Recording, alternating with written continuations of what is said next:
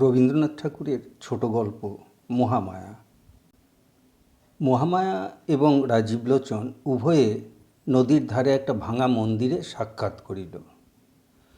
মহামায়া কোনো কথা না বলিয়া তাহার স্বাভাবিক গম্ভীর দৃষ্টি ঈষৎ ভর্ৎসনার ভাবে রাজীবের প্রতি নিক্ষেপ করিল। তাহার মর্ম এই, তুমি কি সাহসে আজ অসময়ে আমাকে এখানে আহ্বান করিয়া আনিয়াছ?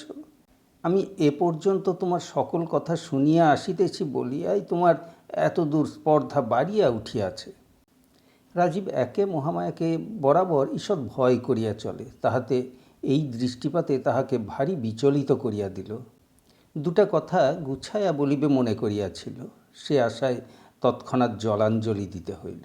অথচ অবিলম্বে এই মিলনের একটা কোনো কিছু কারণ না দেখাইলেও চলে না। তাই দ্রুত বলিয়া ফেলিল, আমি প্রস্তাব করিতেছি এখান হইতে পলাইয়া গিয়া আমরা দুইজনে বিবাহ করি। রাজীবের যে কথাটা বলিবার উদ্দেশ্য ছিল সে কথাটা ঠিক বলা হইল বটে, কিন্তু যে ভূমিকাটা মনে মনে স্থির করিয়া আসিয়াছিল তাহার কিছুই হইল না। কথাটা নিতান্ত নিরস, নিরলঙ্কার, এমনকি অদ্ভুত শুনিতে হইল। নিজে বলিয়া নিজে থতমত খাইয়া গেল। আরও দুটো পাঁচটা কথা জুড়িয়া ওটাকে যে বেশ একটু নরম করিয়া আনিবে তাহার সামর্থ্য রহিল না। ভাঙা মন্দিরে নদীর ধারে এই মধ্যাহ্নকালে মহামায়াকে ডাকিয়া আনিয়া নির্বোধ লোকটা শুদ্ধ কেবল বলিল, চলো আমরা বিবাহ করি গে। মহামায়া কুলীনের ঘরের কুমারী, বয়স 24 বৎসর। যেমন পরিপূর্ণ বয়স তেমনি পরিপূর্ণ সৌন্দর্য, যেন শরৎকালের রৌদ্রের মতো কাঁচা সোনার প্রতিমা। সেই রৌদ্রের মতোই দীপ্ত এবং নীরব, এবং তাহার দৃষ্টি দিবালোকের ন্যায় উন্মুক্ত এবং নির্ভীক। তাহার বাপ নাই, বড় ভাই আছেন। তাহার নাম ভবানীচরণ চট্টোপাধ্যায়। ভাই বোন প্রায় এক প্রকৃতির লোক। মুখে কথাটি নাই, কিন্তু এমনি একটা তেজ আছে যে দিবা দ্বিপ্রহরের মতো নিঃশব্দে দহন করে। লোকে ভবানীচরণকে অকারণে ভয় করিত। রাজীব লোকটি বিদেশি। এখানকার রেশমের কুঠির বড় সাহেব তাহাকে নিজের সঙ্গে লইয়া আসিয়াছে। রাজীবের বাপ এই সাহেবের কর্মচারী ছিলেন। তাহার মৃত্যু হইলে সাহেব তাহার অল্পবয়স্ক পুত্রের ভরণ পোষণের ভার নিজে লইয়া তাহাকে বাল্যাবস্থায় এই বামনহাটির কুঠিতে লইয়া আসেন। বালকের সঙ্গে কেবল তাহার স্নেহশীলা পিসি ছিলেন। ইহারা ভবানীচরণের প্রতিবেশী রূপে বাস করিতেন। মহামায়া রাজীবের বাল্যসঙ্গিনী ছিল এবং রাজীবের পিসির সহিত মহামায়ার সুদৃঢ় স্নেহবন্ধন ছিল। রাজীবের বয়স ক্রমে ক্রমে 16, 17, 18, এমনকি 19 হইয়া উঠিল।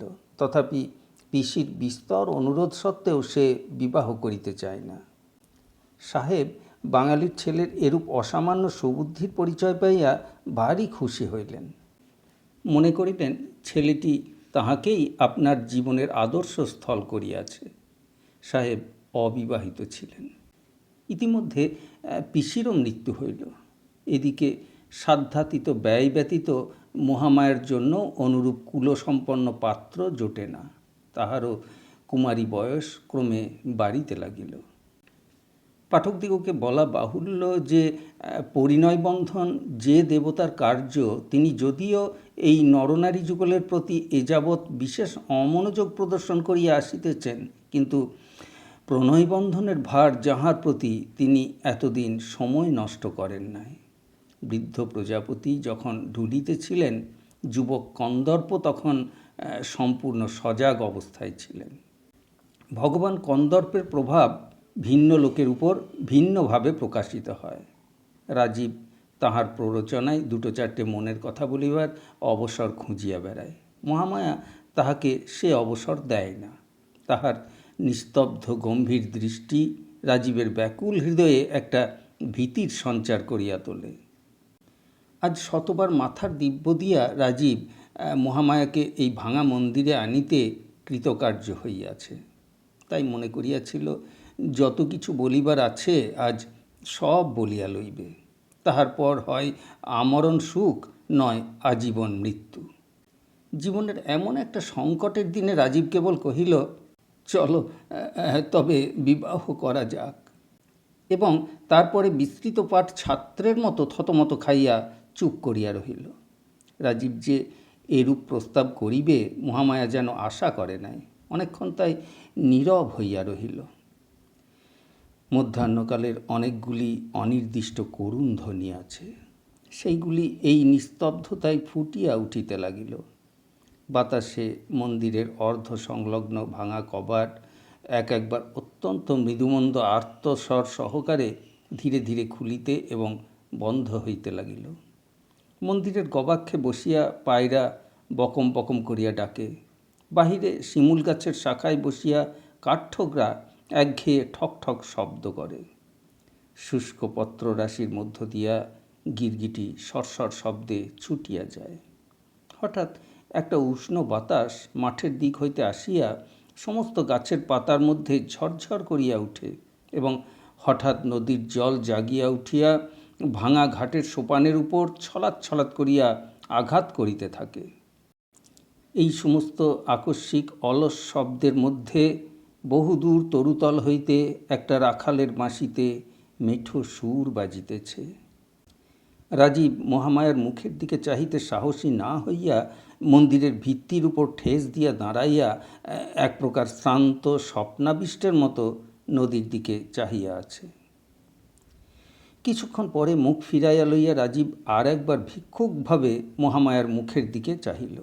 মহামায়া মাথা নাড়িয়া কহিল, না, সে হইতে পারে না। মহামায়ার মাথা যেমনি নড়িল, রাজীবের আশাও অমনি ভূমিসাৎ হইয়া গেল। কারণ রাজীব সম্পূর্ণ জানিত মহামায়ার মাথা মহামায়ার নিজের নিয়মানুসারেই নড়ে, আর কাহারও সাধ্য নাই তাহাকে আপন মতে বিচলিত করে। প্রবল কুলাভিমান মহামায়ার বংশে কতকাল হইতে প্রবাহিত হইতেছে। সে কি কখনো রাজীবের মতো অকুলীন ব্রাহ্মণকে বিবাহ করিতে সম্মত হইতে পারে? ভালোবাসা এক এবং বিবাহ করা আর। যাহা হোক, মহামায়া বুঝিতে পারিল তাহার নিজের বিবেচনাহীন ব্যবহারেই রাজীবের এতদূর স্পর্ধা বাড়িয়াছে। তৎক্ষণাৎ সে মন্দির ছাড়িয়া চলিয়া যাইতে উদ্যত হইল। রাজীব অবস্থা বুঝিয়া তাড়াতাড়ি কহিল, আমি কালই এ দেশ হইতে চলিয়া যাইতেছি। মহামায়া প্রথমে মনে করিয়াছিল যে ভাবটা দেখাইবে সে খবরে আমার কি আবশ্যক, কিন্তু পারিল না। পা তুলিতে গিয়া পা উঠিল না। শান্তভাবে জিজ্ঞাসা করিল, কেন? রাজীব কহিল, আমার সাহেব এখান হইতে সোনাপুরের কুঠিতে বদলি হইতেছেন, আমাকে সঙ্গে লইয়া যাইতেছেন। মহামায়া আবার অনেকক্ষণ চুপ করিয়া রহিল। ভাবিয়া দেখিল দুইজনের জীবনের গতি দুই দিক। একটা মানুষকে চিরদিন নজরবন্দি করিয়া রাখা যায় না। তাই চাপা ঠোঁট ঈষৎ খুলিয়া কহিল, আচ্ছা। সেটা কতকটা গভীর দীর্ঘশ্বাসের মতো শুনাইল। কেবল এই কথাটুকু বলিয়া মহামায়া পুনশ্চ গমনোদ্যত হইতেছে, এমন সময় রাজীব চমকিয়া উঠিয়া কহিল, চাটুর্যে মশায়। মহামায়া দেখিল ভবানীচরণ মন্দিরের অভিমুখে আসিতেছে। বুঝিল তাহাদের সন্ধান পাইয়াছে। রাজীব মহামায়ার বিপদের সম্ভাবনা দেখিয়া মন্দিরের ভগ্ন ভিত্তি দিয়া লাফাইয়া বাহির হইবার চেষ্টা করিল। মহামায়া সবলে তাহার হাত ধরিয়া আটক করিয়া রাখিল। ভবানীচরণ মন্দিরে প্রবেশ করিলেন। কেবল একবার নীরবে নিস্তব্ধভাবে উভয়ের প্রতি দৃষ্টিপাত করিলেন। মহামায়া রাজীবের দিকে চাহিয়া অবিচলিতভাবে কহিল, রাজীব, তোমার ঘরেই আমি যাইব, তুমি আমার জন্য অপেক্ষা করিও। ভবানীচরণ নিঃশব্দে মন্দির হইতে বাহির হইলেন। মহামায়াও নিঃশব্দে তাহার অনুগমন করিল, আর রাজীব হতবুদ্ধি হইয়া দাঁড়াইয়া রহিল, যেন যেন তাহার ফাঁসির হুকুম হইয়াছে। সেই রাত্রেই ভবানীচরণ একখানা লাল চেলিয়া নিয়া মহামায়াকে বলিলেন, এইটে পড়িয়া আইসো। মহামায়া পড়িয়া আসিল। তারপর বলিলেন, আমার সঙ্গে চলো। ভবানীচরণের আদেশ, এমনকি সংকেতও কেহ কখনো অমান্য করে নাই, মহামায়াও না। সেই রাত্রে উভয়ে নদী তীরে শ্মশান অভিমুখে চলিলেন। শ্মশান বাড়ি হইতে অধিক দূর নহে। সেখানে গঙ্গাযাত্রীর ঘরে একটি বৃদ্ধ ব্রাহ্মণ মৃত্যুর জন্য প্রতীক্ষা করিতেছিল। তাহারই শয্যাপার্শ্বে উভয়ে গিয়া দাঁড়াইলেন। ঘরের এক কোণে পুরোহিত ব্রাহ্মণ উপস্থিত ছিল। ভবানীচরণ তাহাকে ইঙ্গিত করিলেন। সে অবিলম্বে শুভানুষ্ঠানের আয়োজন করিয়া লইয়া প্রস্তুত হইয়া দাঁড়াইল। মহামায়া বুঝিল এই মুমূর্ষুর সহিত তাহার বিবাহ। সে আপত্তির লেশ মাত্র প্রকাশ করিল না। দুইটি অদূরবর্তী চিতার আলোকে অন্ধকার প্রায় গৃহে মৃত্যু যন্ত্রণার আর্তধ্বনির সহিত অস্পষ্ট মন্ত্রোচ্চারণ মিশ্রিত করিয়া মহামায়ার বিবাহ হইয়া গেল। যেদিন বিবাহ তাহার পরদিনই মহামায়া বিধবা হইল। এই দুর্ঘটনায় বিধবা অতিমাত্র শোক অনুভব করিল না, এবং রাজীবও মহামায়ার অকস্মাৎ বিবাহ সংবাদে যেরূপ বজ্রাহত হইয়াছিল, বৈধব্য সংবাদে সে রূপ হইল না। এমনকি কিঞ্চিৎ প্রফুল্ল বোধ করিতে লাগিল। কিন্তু সে ভাব অধিকক্ষণ স্থায়ী হইল না। দ্বিতীয় আর একটা বজ্রাঘাতে রাজীবকে একেবারে ভূপাতিত করিয়া ফেলিল। সে সংবাদ পাইল শ্মশানে আজ ভারী ধুম, মহামায়া সহমৃতা হইতেছে। প্রথমেই সে ভাবিল সাহেবকে সংবাদ দিয়া তাহার সাহায্যে এই নিদারুণ ব্যাপার বলপূর্বক গ্রহীত করিবে। তাহার পরে মনে পড়িল সাহেব আজই বদলি হইয়া সোনাপুরে রওনা হইয়াছে। রাজীবকেও সঙ্গে লইতে চাহিয়াছিল, কিন্তু রাজীব 1 মাসের ছুটি লইয়া থাকিয়া গেছে। মহামায়া তাহাকে বলিয়াছে, তুমি আমার জন্য অপেক্ষা করিও। সে কথা সে কিছুতেই লঙ্ঘন করিতে পারে না।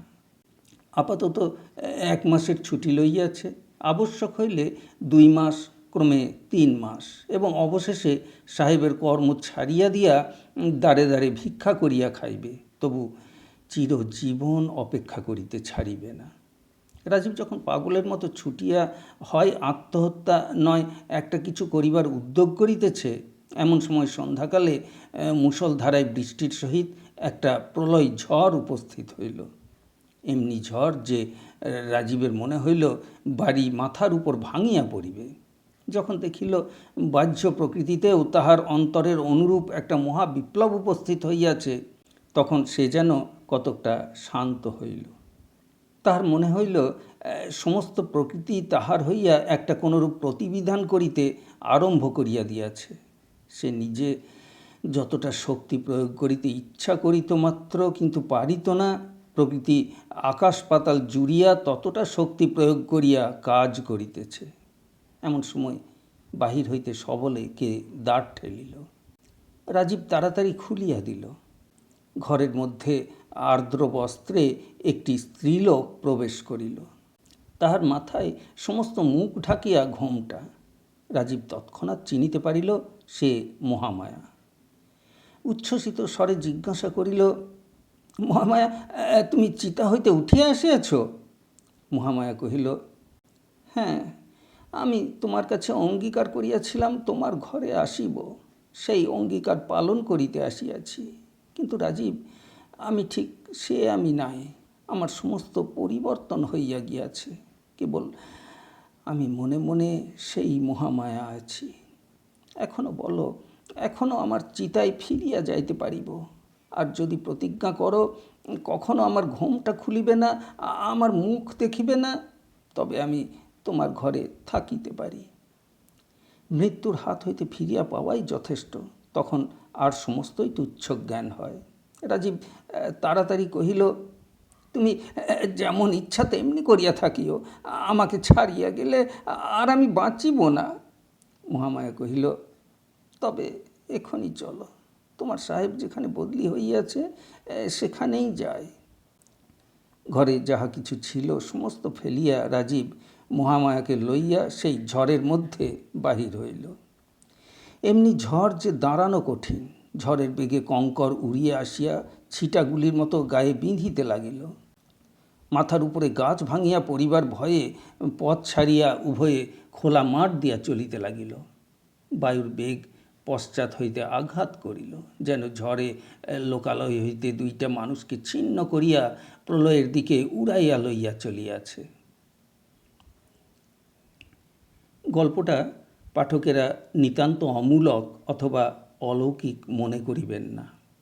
যখন সহমরণ প্রথা প্রচলিত ছিল তখন এমন ঘটনা কদাচিৎ মাঝে মাঝে ঘটিতে শোনা গিয়াছে। মহামায়ার হাত পা বাঁধিয়া তাহাকে চিতায় সমর্পণ করিয়া যথাসময়ে অগ্নি প্রয়োগ করা হইয়াছিল। অগ্নিও ধুধু করিয়া ধরিয়া উঠিয়াছে। এমন সময়ে প্রচণ্ড ঝড় ও মুষলধারে বৃষ্টি আরম্ভ হইল। যাহারা দাহ করিতে আসিয়াছিল তাহারা তাড়াতাড়ি গঙ্গাযাত্রীর ঘরে আশ্রয় লইয়া দ্বার রুদ্ধ করিয়া দিল। বৃষ্টিতে চিতানল নিভিতে বিলম্ব হইল না। ইতিমধ্যে মহামায়ার হাতের বন্ধন ভস্ম হইয়া তাহার হাত দুটি মুক্ত হইয়াছে। অসহ্য দাহ যন্ত্রণায় একটিমাত্র কথা না কহিয়া মহামায়া উঠিয়া বসিয়া পায়ের বন্ধন খুলিল। তাহার পর স্থানে স্থানে দগ্ধ বস্ত্রখণ্ড গায়ে জড়াইয়া উলঙ্গ প্রায় মহামায়া চিতা হইতে উঠিয়া প্রথমে আপনার ঘরে ফিরিয়া আসিল। গৃহে কেহই ছিল না, সকলেই শ্মশানে। প্রদীপ জ্বালিয়া একখানি কাপড় পরিয়া মহামায়া একবার দর্পণে মুখ দেখিল। দর্পণ ভূমিতে আছড়াইয়া ফেলিয়া একবার কি ভাবিল। তাহার পর মুখের উপর দীর্ঘ ঘোমটা টানিয়া অদূরবর্তী রাজীবের বাড়ি গেল।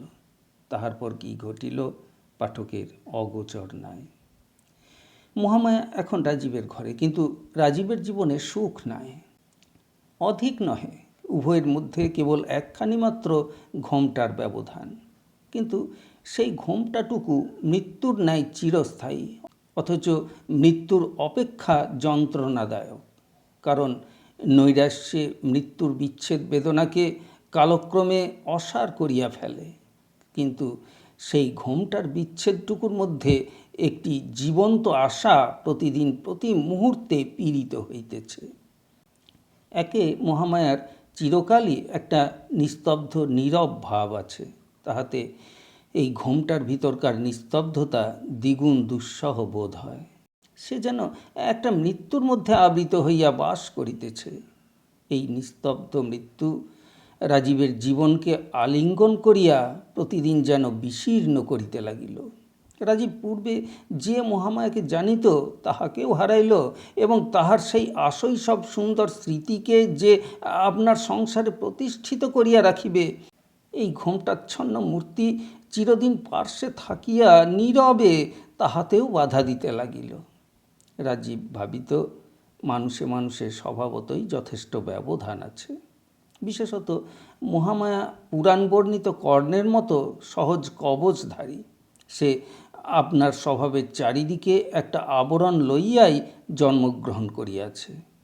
তাহার পর মাঝে আবার যেন আর একবার জন্মগ্রহণ করিয়া আবার আরও একটা আবরণ লইয়া আসিয়াছে। অহরহ পার্শ্বে থাকিয়াও সে এত দূরে চলিয়া গিয়াছে যে রাজীব যেন আর তাহার নাগাল পায় না। কেবল একটা মায়াগণ্ডির বাহিরে বসিয়া অতৃপ্ত তৃষিত হৃদয়ে এই সূক্ষ্ম অথচ অটল রহস্য ভেদ করিবার চেষ্টা করিতেছে। নক্ষত্র যেমন প্রতি রাত্রি নিদ্রাহীন নির্নিমেষ নতনেত্রে অন্ধকার নিশিথিনীকে ভেদ করিবার প্রয়াসে নিষ্ফলে নিশি যাপন করে, এমনি করিয়া এই দুই সঙ্গীহীন একক প্রাণী কতকাল একত্র যাপন করিল। একদিন বর্ষাকালে শুক্লপক্ষ দশমীর রাত্রে প্রথম মেঘ কাটিয়া চাঁদ দেখা দিল। নিস্তব্ধ জ্যোৎস্না রাত্রি সুপ্ত পৃথিবীর শিয়রে জাগিয়া বসিয়া রহিল। সে রাত্রে নিদ্রা ত্যাগ করিয়া রাজীবও আপনার জানালায় বসিয়াছিল। গ্রীষ্মক্লিষ্ট বন হইতে একটা গন্ধ এবং ঝিল্লির শ্রান্তরব তাহার ঘরে আসিয়া প্রবেশ করিতেছিল। রাজীব দেখিতেছিল অন্ধকার তরুশ্রেণীর প্রান্তে শান্ত সরোবর একখানি মার্জিত রূপার পাতের মতো ঝকঝক করিতেছে। মানুষ এরকম সময় স্পষ্ট একটা কোনো কথা ভাবে কিনা বলা শক্ত। কেবল তাহার সমস্ত অন্তঃকরণ একটা কোনো দিকে প্রবাহিত হইতে থাকে, বনের মতো একটা গন্ধচ্ছ্বাস দেয়। রাত্রির মতো একটা ঝিল্লির ধ্বনি করে। রাজীব কি ভাবিল জানি না, কিন্তু তাহার মনে হইল আজ যেন সমস্ত পূর্ব নিয়ম ভাঙিয়া গিয়াছে। আজ বর্ষা রাত্রি তাহার মেঘাবরণ খুলিয়া ফেলিয়াছে এবং আজিকার এই নিশীথিনীকে সেকালের সেই মহামায়ার মতো নিস্তব্ধ সুন্দর এবং সুগম্ভীর দেখাইতেছে। তাহার সমস্ত অস্তিত্ব সেই মহামায়ার দিকে একযোগে ধাবিত হইল। স্বপ্নচালিতের মতো উঠিয়া রাজীব মহামায়ার শয়ন মন্দিরে প্রবেশ করিল। মহামায়া তখন ঘুমাইতেছিল। রাজীব কাছে গিয়া দাঁড়াইল, মুখ নত করিয়া দেখিল মহামায়ের মুখের উপর জ্যোৎস্না আসিয়া পড়িয়াছে। কিন্তু হায়, এ কি! সে চিরপরিচিত মুখ কোথায়? চিতানল শিখা তাহার নিষ্ঠুর লেলিহান রসনায় মহামায়ার বাম গণ্ড হইতে কিয়দংশ সৌন্দর্য একেবারে লেহন করিয়া লইয়া আপনার ক্ষুধার চিহ্ন রাখিয়া গেছে। বোধ করি রাজীব চমকিয়া উঠিয়াছিল। বোধ করি একটা অব্যক্ত ধ্বনিও তাহার মুখ দিয়া বাহির হইয়া থাকিবে। মহামায়া চমকিয়া জাগিয়া উঠিল, দেখিল সম্মুখে রাজীব। তৎক্ষণাৎ ঘোমটা টানিয়া শয্যা ছাড়িয়া একেবারে উঠিয়া দাঁড়াইল। রাজীব বুঝিল এইবার বজ্র উদ্যত হইয়াছে। ভূমিতে পড়িল, পায়ে ধরিয়া কহিল, আমাকে ক্ষমা করো। মহামায়া একটি উত্তর মাত্র না করিয়া মুহূর্তের জন্য পশ্চাতে না ফিরিয়া ঘর হইতে বাহির হইয়া গেল। রাজীবের ঘরে আর সে প্রবেশ করিল না। কোথাও তাহার আর সন্ধান পাওয়া গেল না। সেই ক্ষমাহীন চিরবিদায়ের নীরব ক্রোধানল রাজীবের সমস্ত ইহজীবনে একটি সুদীর্ঘ দগ্ধ চিহ্ন রাখিয়া দিয়া গেল।